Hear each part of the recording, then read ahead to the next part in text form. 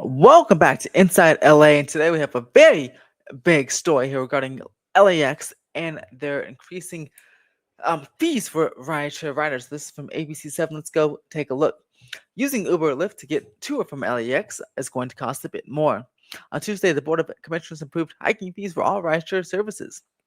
Under the increase, pickup and drop off for LAX for taxis, limousines, and rideshare vehicles such as Uber and Lyft would go from $4 to $6 at the rideshare lot.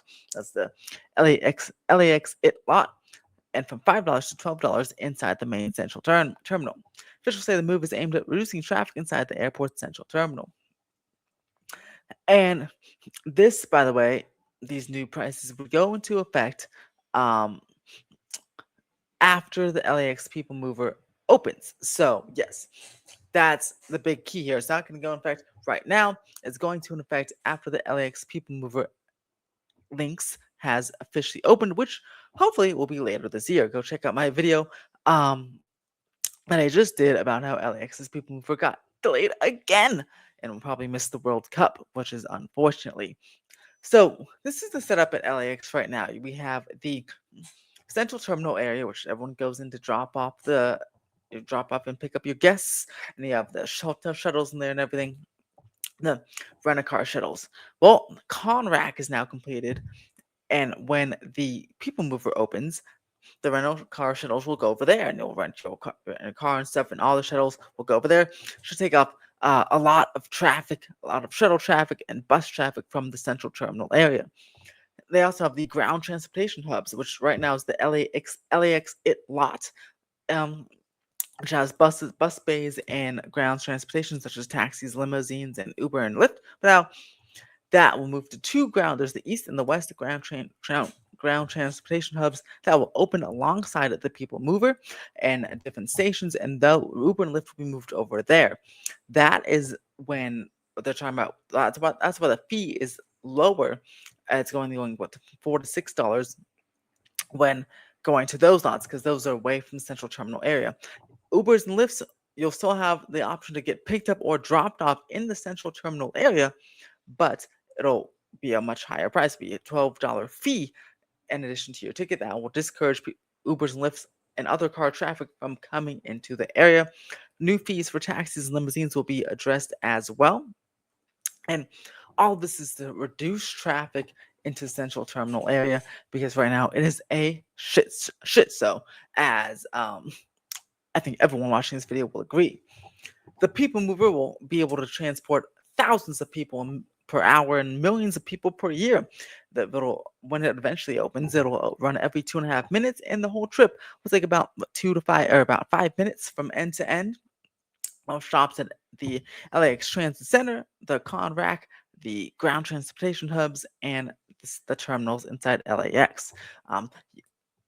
LA wants to encourage you to use the People Mover, but also the Metro lines, Metro C and K lines stop there. The LAX Flyaway will stop there. I wonder if the Flyaway will stop at the terminals, or they'll also stop at the ground transportation lot and connect to the People Mover, because then it would actually shorten the entire Flyaway trip, because you wouldn't have to stop at each terminal, and it would just take away yet more traffic from the central terminal area. So it's much more pleasant to pick people up and drop people off there.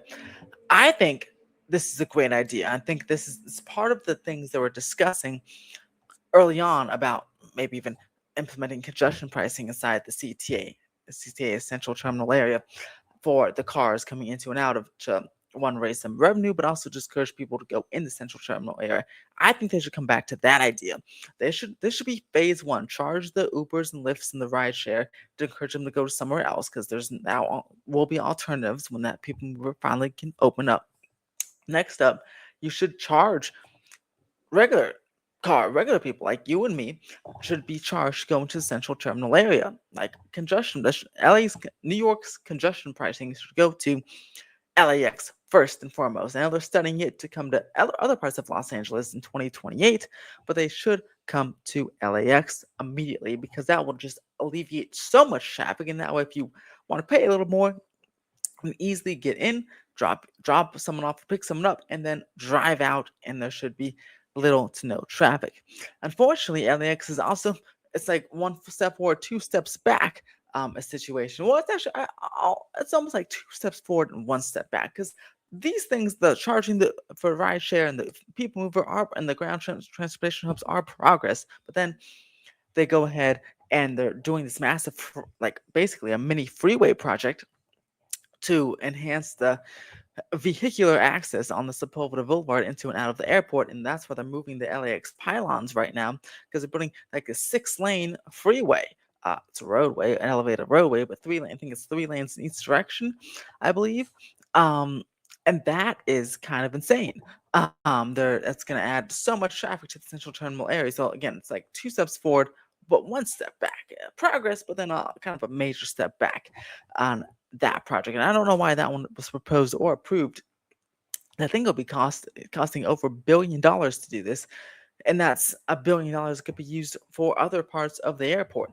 So I don't know why that is being even considered or even approved. So that's unfortunate, but and it again kind of discourages people to go take transit if you're building more roadways like that. Even enhancing Sepulveda, you can enhance Sepulveda Boulevard, the exit entry and exit point different way than making a massive freeway. And I think it's also going to make room for the eventual Terminal Zero that's going to be built into that plot of land. That's the LAX it lot and some of Sepulveda Boulevard, but still, it could definitely be done in a better way possible. But what do you guys think about this? I'm very curious as to what you guys will think. This is, again, I think it's a good thing as an urban planner myself, and for the good of LA, I think it's actually pretty positive. But what do you guys think? Let me know in the comments below. Subscribe to Inside LA for more videos just like this. Also, some construction updates. I'll be on the ground doing some construction updates from some projects that you may or may not know about here in the Woodland Hills and other parts of Los Angeles. And I'll be on the ground doing some new stuff as well as videos here. And when we get to 50 subscribers, I'll start doing my first live stream. So make sure to subscribe for that. And as always, have a good day, LA.